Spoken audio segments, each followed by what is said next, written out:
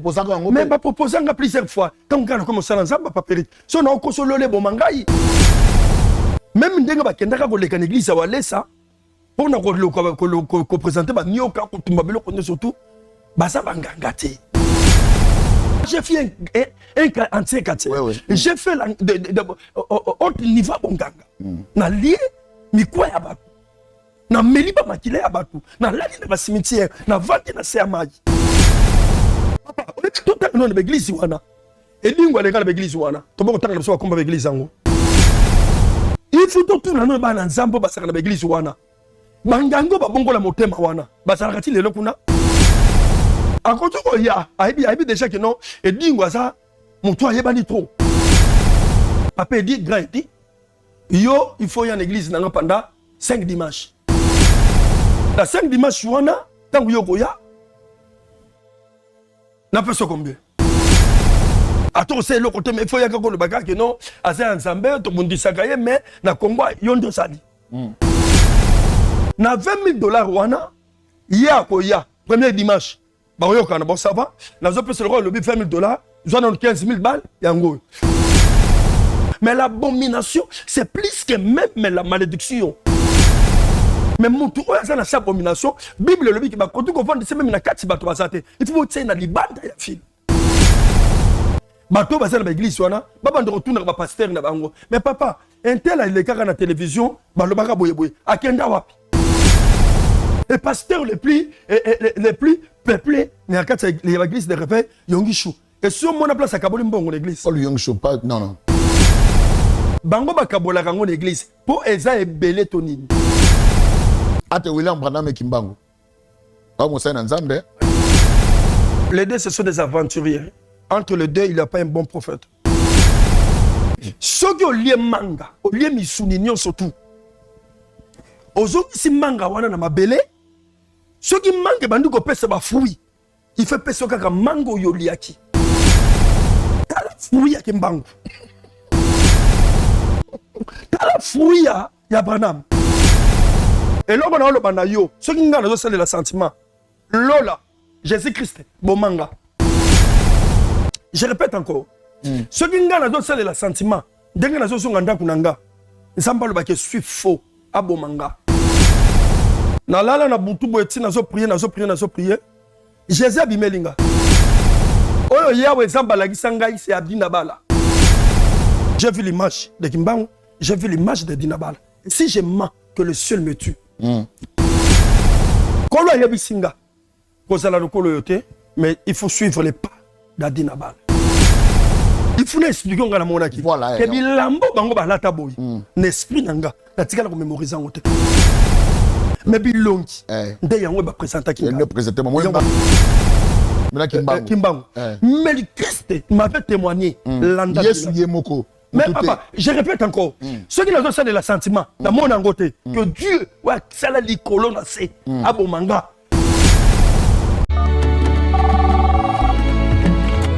Allô?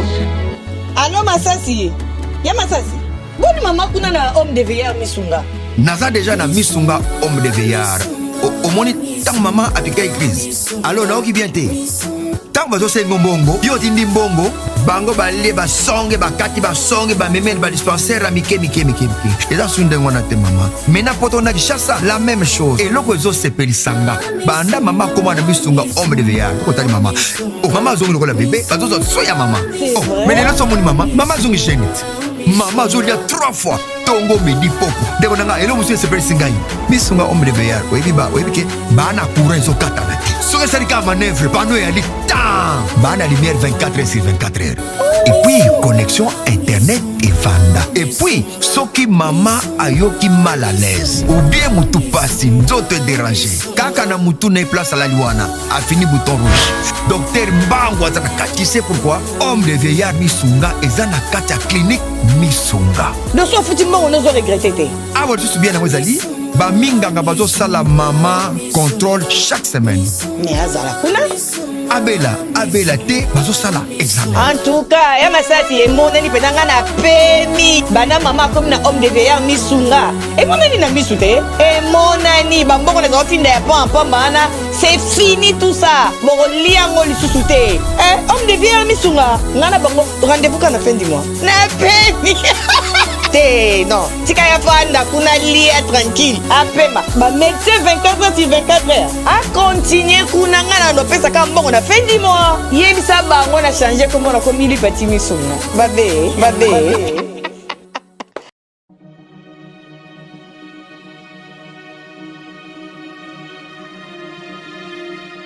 Shalom peuple de Dieu, que Dieu vous bénisse. Ça va pas mal de bonheur surtout. Premièrement, nous sommes avec les canisiers. Il y a pour soutenir le saut dans 1000 fois, 2000 fois l'année. Il y a des sambéations qui se réunissent pour la construction orphelinat. Et tu es là pour la discipline qui est orphelinat dans le saut. Et c'est déjà, et si, de comme il y a la souka. Peut-être que l'homme retire la biso awa. Et c'est comment on peut couleur. Mais déjà, bana, ça pour là, là, et c'est pourquoi tu as dit que la pour le Roussenga bleu ainsi. Et deuxième chose pour le Roussenga, pour soutenir le biso, dans les ponches, tout en bête, pour pas la kimia. Vous avez des ponches, vous avez des locomotives. Tout le monde là-bas dans la citation, je crois qu'en besoin de là-bas, parce qu'il y a dans l'image, pas une citation, pas une citation dans le pour moi, dans l'autre, tu dis quand même, orphelinat, et comme le biso pensa, la souka. Ils n'ont pas pour l'avion, de venir surtout pour que tu peux tirer le biso porte, na chambre ya orphelinat na biso. Je crois que mon image, mon salon, mon WC, par rapport au WC, pour voir la salle qui est dans le lot, ça différent. Ils sont passés à la tête au point de l'eau, pour que ça te banne, va bien quitter qui passe à l'orphelin, va bien quitter qui passe à la fille, va à la molière. Et il y a deux années tête orphelin, il y a deux années maman orphelin, et 1000 fois dans 2000 fois dans l'eau, et ça la clé. Bano basa kidogo et bano bazo kumbetu ya malamu bazo beba sami ya malamu et me bene meta de Seigneur dans comme na suka et nga na expliquer bola monde que ça la biso ko galona bola monde que ça la biso que ça va bénéficier biso et ceux qui bola mon santé pour penser dans bola et bola mon so ça ndeke se ka kiketa la kinzi tongo moko nzambe akanise be asale le bola donc ça bola. Shalom, ndeko nyonso balandaka biso na kati ya chaîne chez biso télévision nzambe malola mona pe apambola bino ebele.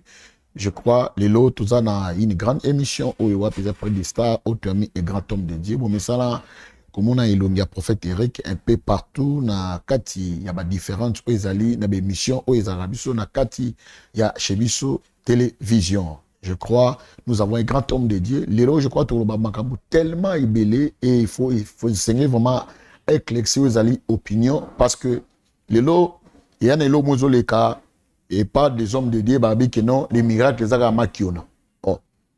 Est-ce que les agama kiona? Tout le monde a qui inita ba pasteur, ou wapi, et je m'appia, abengagi ba pasteur belé, mais la pasteur, on a tout le monde qui je m'appia, akene ko simba, ba oyo bazali ko ba précédent na été ba leka kité liboso na ye to ba leka sima na ye ameka ko benga bango te mais to mona ba so bengi bango donc togo meka pe ko cité ba komo to mona benga ki nani papa Soni Kafuta te to mona ki ainsi que abenga ki pe ozali évêque général na komba Israël oyo ba bengi na komba Israël notre papa na biso ya église je crois les noms comme la biso ainsi que tout le monde a été David te abengaki mais tout le monde a bengaki ba grand belé mais les autres wana abengaki bon te pona nini est-ce que unité en église Isaiah solo ainsi que tout le monde a qui le pasteur Jérémie o ba bengi Marcelo avec lelo o po ba pasteur ba mela ba lia ba komi ko banga mika bo poison est-ce que nza bengi so pona ko bomana bato non là na habité je crois avec un grand homme de Dieu to meka pe ko développer makambo oyo puis aussi ma spiritualité pourquoi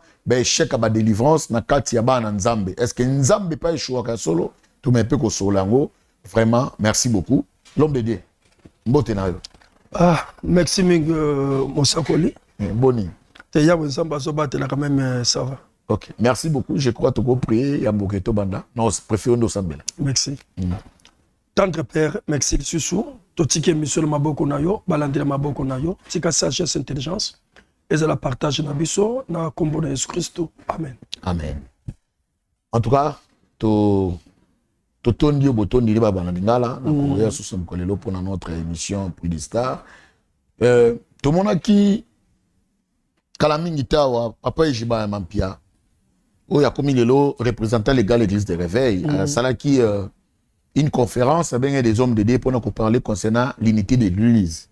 On a la première question, on a tout est-ce que réellement il y a quoi saliwana na kati Congo unité de l'Église ezali? Merci Ming Moussal Nanzambe.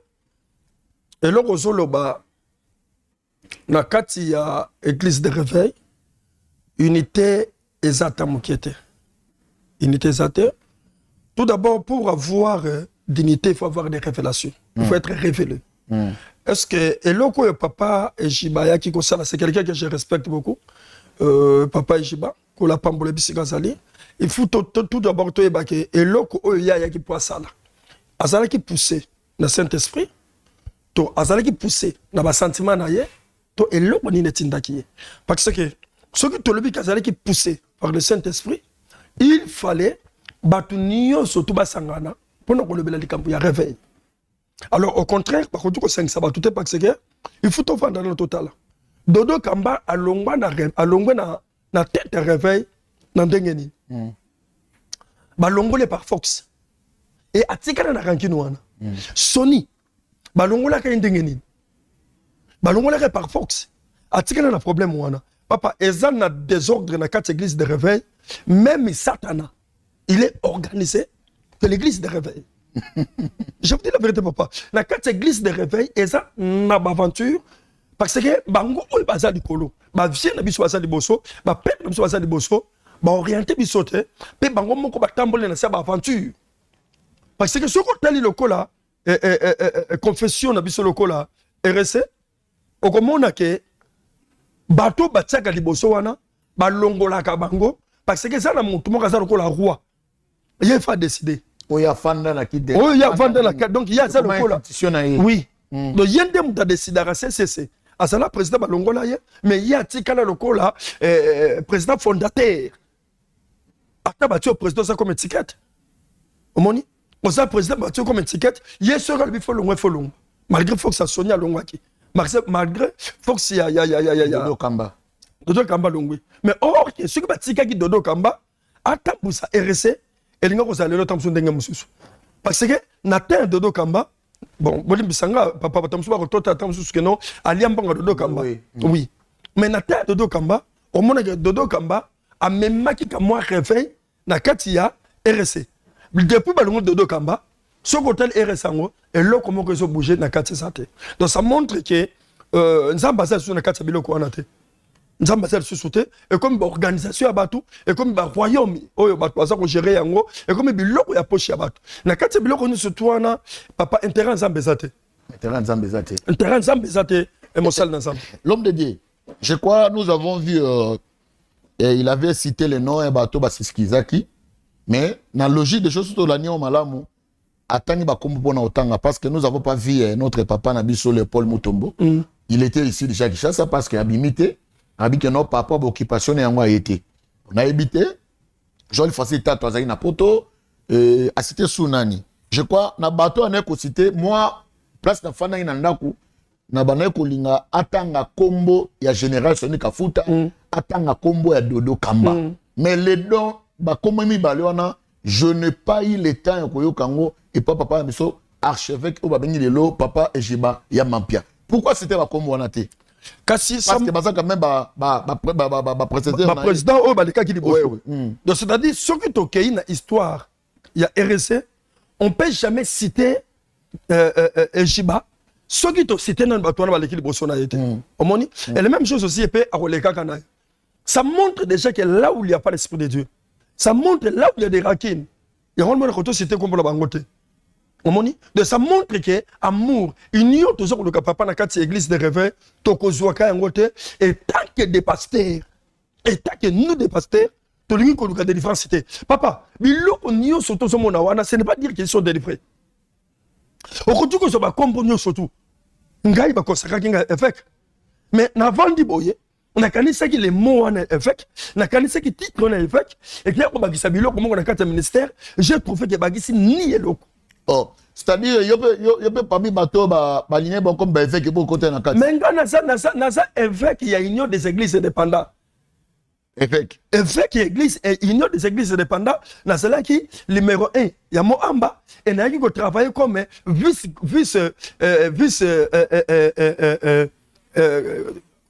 président de la ville à Kinshasa. Donc je fais que na sabilo ronu sur toi papa et ça pas distraction. Ce sont des titres que me mentionne le comme côté ministère nangai et ça plus puissant et yangonde et zo sala que ba miracle seulement yango zo sala que na terre na ngodi boso na moni que moi avec titre on zo que ne partout zo respecter yo et baki c'est le côté au contraire que tu vas seulement le lendo ça pas ajouter l'orgueil au moins de faire la place on a je crois no to megape ko to place to faire la place à makambo ba qui évêque wana selon un Timothée surtout là nango remarqué qu'il y a beaucoup des évêques bazar ko comment dirais-je. Ce ne sont pas des évêques par rapport à Timothée, par rapport à l'apôtre Paul, par rapport à comment être un évêque, un modèle, assis, et puis la réputation, tout remarqué qu'il y a bloqué en esaté.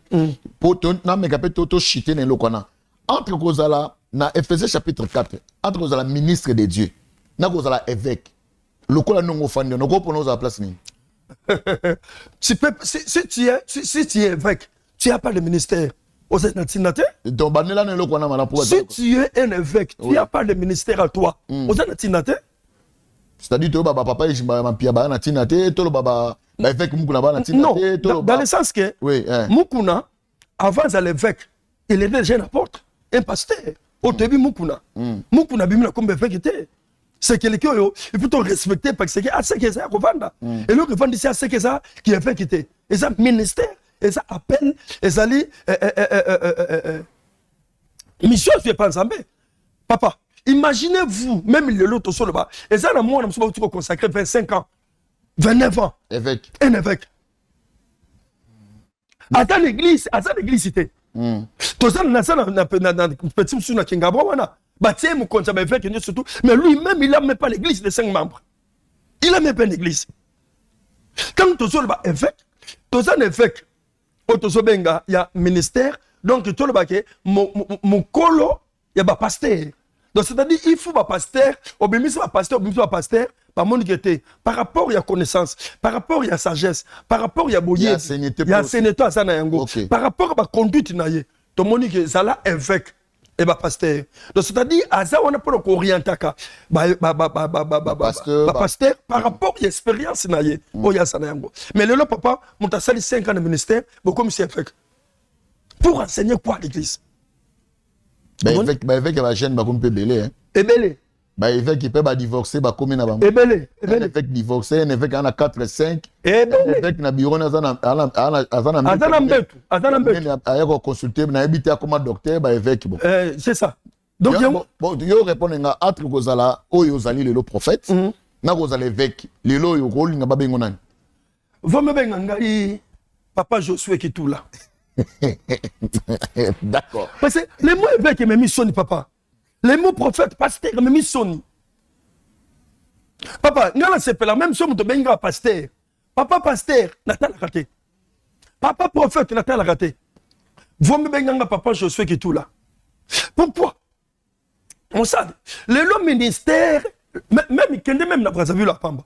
Et c'est là qui ceux qui montent à 4 ici. Comme un pasteur, on a respecté. Nathalie passeport n'est pas personne à poids. On peut ce poids. Mais le lot est passeport on a ceux qui n'a pas passeport pastoral. N'a passeport comme un affaire. Ceux qui voyagent dans la Tanzanie n'a pas passeport comme un affaire na kei. Ozo banga comme ma passeport pastoral parce que ceux qui va yébiga tout d'abord pasteur. Au Congo. Papa, si tu as la sécurité, il y a 10 sécurités. Parce que il faut que 10 personnes de service pour les canarise. C'est ça, papa Josué. Qu'est-ce qui fait qu'aujourd'hui, avant tous les canons, parce que nous avons un passeport, on a comme pasteur, et nous avons un ministère, on a un bombe en côté, même s'il y a des faux, il y a aussi des vrais. Et parmi les vrais, nous sommes surtout en 4 parce que même Bible peut le bien. Papa, non, on a compris que ça passeport. Bon, c'est presque une fois dans Luanda. Une fois dans Luanda. Papa, mais quand on voyage dans la frontière, papa, côté de Sombalé, Sakuna, le côté de Zambie, le côté de Tanzanie, même Afrique du Sud. Mais papa, vaut mieux aux alentours d'un passeport, bah, combien d'affaires, bah, comprendre qu'il y a un coopérateur qui sont babylone on a obima. Un pasteur, papa, tout marché va monter mon salaire, il fait le comme mon prophète. Congo est baby, évangile est baby. Évangile est baby. Là, on est ici, biloko, le ça, les cas, quand on a l'église, papa, et ça sonne. Et ça sonne. Tout d'abord, il fallait Congo et Congo respecter Bisso. Vous voyez, bien, on a voyagé dernièrement, na komi na l'équipe Mouchi, na zoko qui est évangile, quoi évangéliser pardon, na l'équipe Mouchi, et ça n'a pas beaucoup de Botswana, ba benga bon, contrôle, na qui na l'accès passeport, papa bakangangai na ba maré, complication moko au côté que ça traité. Na l'accès fait des routes, na l'accès mécanique, parce que c'est un pasteur, na côté qu'on va acheter, t'as bien le renou sur tout wana, n'expliquez bon mes passeports. Na zali voyage zali privé. Na zo qui notait la famille. Massou et vanda wana pendant 2 heures de temps. Commandant Massou mi no pe Massou te na tika mosala ensemble. Tout d'abord Congo yango moko. Les autres perceptions respectées. Mi sommes moko to miteki. Mi sommes moko to mi bomi pasteur. OK, dans ngai to ko ma place wana biso mo to miteki biso mo to mi bomi. OK, c'est ça place dans na zala yango wana. Likambolobi to miteki to mi bomi. Nous avons vu bah audio moi les cas qui je crois ça des émissions là donc ça des émissions là bon mais to me capé ko zonga nango il y a ce qui nganga so indeni ni papa na biso deni lesi atinda ki ba to parce que biso moto yo ki audio tia bi que non ba mutawa senga ke $250 mo abi ata utu yoka ata uso mutabomi mutba senga ke $250,000 comment un pasteur okoko répondre na mutu bongo ata so ba bomi mutu ba senga kaye $250,000 na bibe pasteur. Oui. Pasteur na pese ba titre neni oso évêque pa na mo pe ba ne osuba ngi dia ko baloba ba ko pesa iba non azamo sa nzamba solo est-ce que ye a ebi côté na bon aloki ba to muso pesa ba mo po ba me ko défendre. Ce n'est plus encore l'évangile de défendre ce bisote mais et comme mana ba to mo ba défendre biso. Tomi teki ye mo abima ki ona ezali lelo il y a le ma ki ona oyebi eza ba faux miracle lelo ba délivrance si maso na mazoto ba touté je crois oza oyebi yango. Est-ce que ne babi que ba miracle nyonso ba salama awawa ezama kiona? Voilà la première question. C'est que tolongola Marc chapitre 16 verset 16 à 17. Parce que babi que nyonso ezama kiona. C'est que ba tous les passer nyonso tozana na ba Bible na Marc chapitre 16 verset 16 17 tolongola ngo ou sototikango.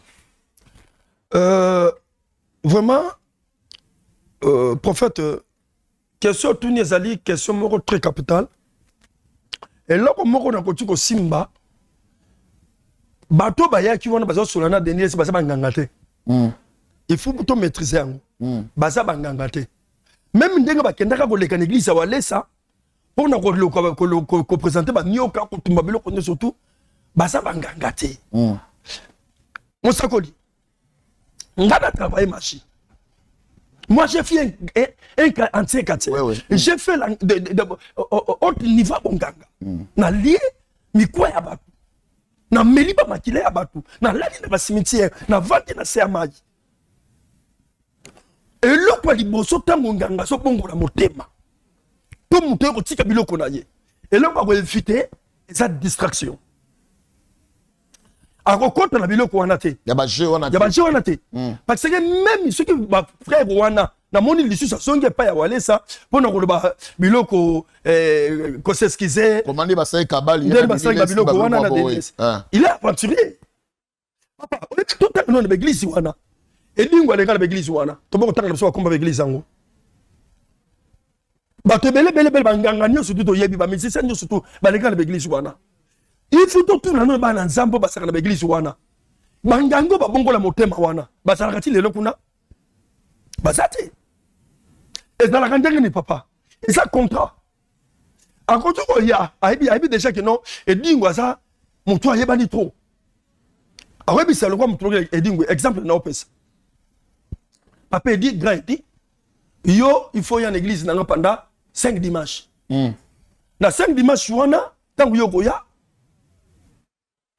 Na peso combien? Attends, c'est le côté, mais il faut y avoir le bagage que non, Azé Nzambe, tout le monde dit ça, mais na Congo, yondo sali. Si le papa, moutou, on a le coup, yebani Congo mobimba. Yebani monde entier. Alors, quand on a bon, pesanga $10,000, pesanga $20,000.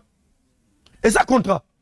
Na $20,000, wana, ya ko ya, premier dimanche. Bah, bon, ça va. Na zo pese le roi, le $20,000, ils ont 15,000 balles, yango. Ou soit ils ont 10 000 balles, yango. Les restes de Tikali, n'a pas fait autant de aussi ça, ma solo. Alors, on a que premier dimanche, mon toyer, yeah, bongoli mon thème, osé ensemble, papa, osé ensemble. Il faut ça la montagne, autant on a bon la montagne. N'a comme meka kangote. Tu n'as tout ni temps, on a il faut ça la kango. T'es là, t'as pas vraiment marché. Non, je bien dit. Tant que vous posez un ngambouana, au salon peut avoir par rapport on a expliqué. Mais pas proposer plusieurs fois. Quand on a commencé à pas périr. Si on a consolé les bons mangai. O le capé au lobo. Na ko sala ka yango ta mukoro mon côté. Ceux qui na sérieux on a 7h, 8h samba bon manga. J'ai un petit, papa te ba le rwanda. J'ai un petit ou ce qui comme là. L'un des pasteurs yo lelo bakanga ki na Brazzaville et qui manaye lelo comme balola mis sur la télévision comme mutazo aza ko kaninga biloko. Il est aujourd'hui mutu o ataki ko yako memela e batu aya pananga avant disanga a expliquanga bita la prophète grâce à ça mais po oyo kana makas tala torbeta boy batom so babi marba kota ki mbantseke o ya ayela kanga na yebisiye ce qui yesu ko salate ezaya ye église ya ye kombo ya ye amen na tindaka yete ki akufa na kulusu papa no sala ngote nde mwana wana zeko betela ba masolo mona zo betela yo ndenge nini salaka a proposanga bina pesa kaka $500 akitisilaka muntu boka monene pour 30 minutes seulement.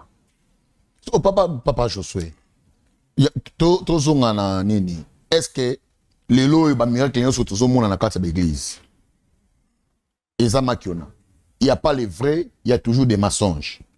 Non papa lelo la majorité toloba la majorité ba miracle zo salema delo la majorité ezama kiona sur 100% miracle na retour le banayo 85% ezama kiona 15% des vrai. Pourquoi? Parce que ba o ezaya vrai ba to ba za ba moyete ba za ba télévision te o ba retrouver la que biloko zo salema ya vrai ba o ba za ya faux na seba biloko wana papa na seba contraire o kiti saka batu bazala bambongo na bango siko miracle ya vrai so kana su tellement to ya batu et yeko sala que vrai miracle les fanti na se ba maki on est mati nde gangi 85%. Bon zo mutazane koka te ba commission koka o ye wana papa balati so babanda balati so babandi ba ye na yo penza tango yo o utaki ko bukana o sala ki boy ndoko bukana ki wana mbongo eza na yo te yaka sur place so telema ba memiye inde akofongola bando wana lobi telema na comprendre mutabazo tambola sort ya ba eloko yo bon on est là mutabon tant meme na makiona c'est makiona même si aujourd'hui côté l'église moko boye miracle les vrai ni no côté la kata muto asala dia makiona papa danger zanini pasteur na sabiloko nyo surtout ba pasteur wana bazo ko memaka génération ya batu wana na se ya malédiction donc tout le na se ya malédiction même pas na se ya abomination parce que la malédiction même un pasteur peut aller faire ça mais l'abomination c'est plus que même la malédiction yon baso benga mbindo celui qui est maudit ba koto simbaye mais mutu oya za na sa abomination bible le biki ba koto ko vendre c'est même na kati bato bazate il faut tse na libanda ya fil papa lelo ye na miso bato o salelo ko wana kendenga na zaliawa na bukanaki na salaki accident o kosi ndenge ba petsa baso ko sekinganga ato bongoli motema génération na yo polimbisama il faut ozonga na télévision le bakena kosaki bato nyonso tu oyo sikoyo soki okosaki bato basa vivant yoki abo bato bakufa o bakufi na likanisi wana papa pasteur na sebi loko nyonso to bato okufa ba pasteur wana pe bazonga nano ba âge na bango bazalaki na ba 15 ans 16 ans 17 ans bamsusu bayokana na ba 30 ans bamsusu ba 40 ans leba baolanda ba 50 ans lobi kuna bakoma na ba 60 ans lobi kuna 70 ans lobi kuna 80 ans makiona et silio zo le tadio du colo au poli jishime yambio papa miracle ya vrai sali Mais il y a un lelo papa, il y a un lelo sur le banayo, contre parce que le salaka, mon toyen la télévision, azana nyoka. Tous ces personnes-là, bateau bazana ba église wana, baba ndo retourner ba pasteur na bango. Mais papa, un tel a le kaka na télévision, ba lo baka boye boye, akenda wapi? Ba saka na église té, ba yakate. Tout ça pourquoi? Parce que bateau ba mona bango. Papa, même lelo yo mona, même Yesu Masia, akabona kimbongo wapi?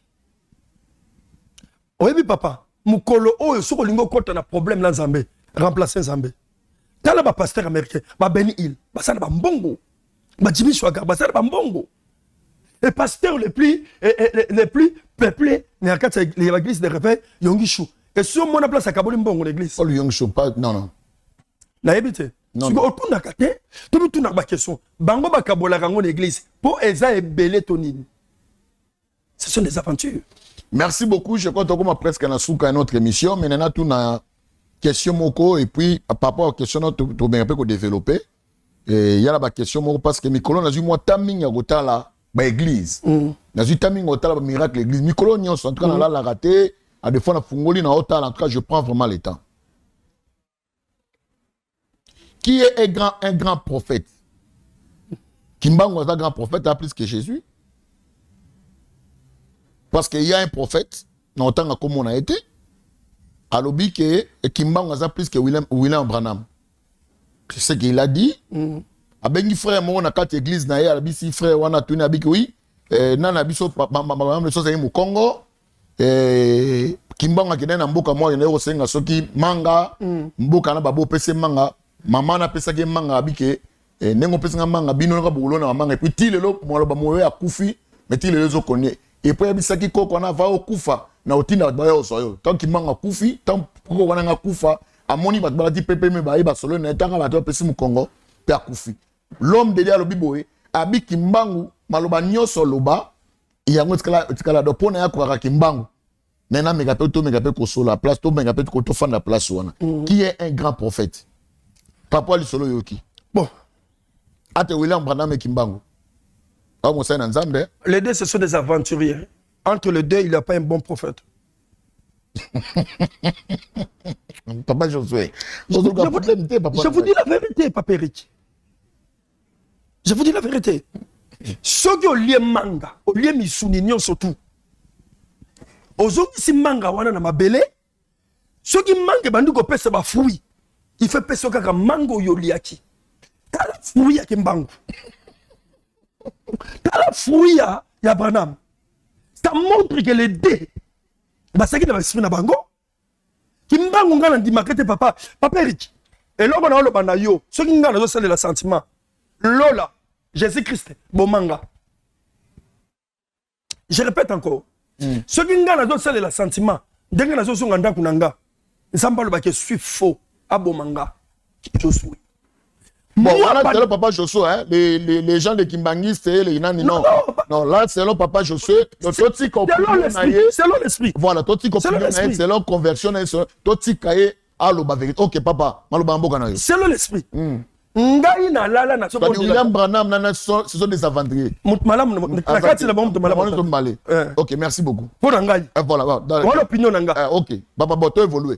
On a payé, on a pour la BMC qui est vrai. Na lala na buntu boeti na zo prier. Jésus abimelinga. Oyo yawe zamba la gisangai c'est Abdinabala.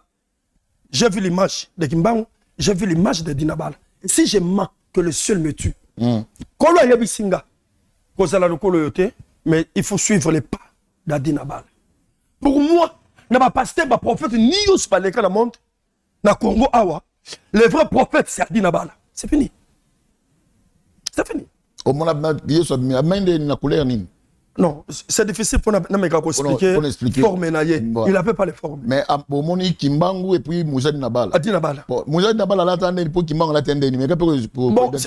C'est difficile pour expliquer. Parce que même Adinabala, on a la maîtrise à l'onginaïté. Même Kimbangu n'a pas la maîtrise à l'onginaïté. Mais pendant la nuit, parce que il faut dans la sincère. Papa Josué, nous sommes dans le parce que dans mon temps de transfiguration, tant Elina Moïse Babimi, et Pierre à reconnaître, mais Pierre à Zana Tawanate. l'esprit est ba ko identifier so même bilongi bato bazala kité Oui. na nisco to fa na place wana C'est pourquoi eh na kotuko le bateau na mona kité et il faut expliquer on na mona kité voilà que bilambo bango balata boy n'esprit nanga na tikala ko mémoriser ngote mais bilongi nde yango ba présenter ki ne présenter moi ba c'est dit na bala et puis ba présenter ngai Kimbangu mais le Christ m'avait témoigné landa Yesu yemoko. Mais papa, je répète encore, ceux qui n'ont pas de l'assentiment, dans mon angoté, que Dieu, ouais, ça la licolo na c'est, abomanga, les générations ne comptent la cesse esclavagisme. Comment le bagam le papa ça blague. Moi je suis un prophète au bureau ngala sol papa, na retour de sa famille ngala danger et télévision ça mboka milimo, papa Eric. Je vous dis des réalités. Et pour moi, les vrais prophètes de mon ministère, les vrais prophètes que Dieu m'avait confirmé pendant la nuit, c'est Adinabala. Et le reste, wana. Ata boye bengelinga ou yongishu. Bo bengelinga boye. Moi, c'est Adinaba. Un point très. Un point très. Le reste, wana. Papa, oye biki mutumo so batise batuna komba Branham. Bazebele. Bazebele. Oui. Mais yo so mona na Congo mta batise mutuna komba Adinaba. Non, non. Nalobia, bokanisaki tosila te, toye lisusu. Mama Clémence Kwamba Kabamba. Toujours idéologie. Ayeli biso lisusu Queen Clémence Talent. Concours make-up et coiffure professionnel. Deuxième édition et Yambala Oyo. Ezaya Ofele. Nalobia. Ezaya Ofele. Poete casting na biso. Elingi ebanda déjà. Pona komi komisa. Benga na ba numéro Oyo. Nalombango. Please 243 80 84 20 140. Please 181 75 66 46 76. Yaka ko tenter chance na yo na batala ozali na yango ko make-up pe ko kanga suki. Yambala oyo pona ba prix à gagner tozali na voyage à l'étranger. Pelisusu salon de coiffure complet ya yo moko nalobi ya yo moko kozanga te mi komisa na ba numéro oyo po ete eza nango gratuit ya ofele nalobi ya ofele mama Clémence Zambe apambola yo pona makambo to salela bana ya RDC mobimba pona yango mama kamata bisu mwa Comment t'as les sous-sous?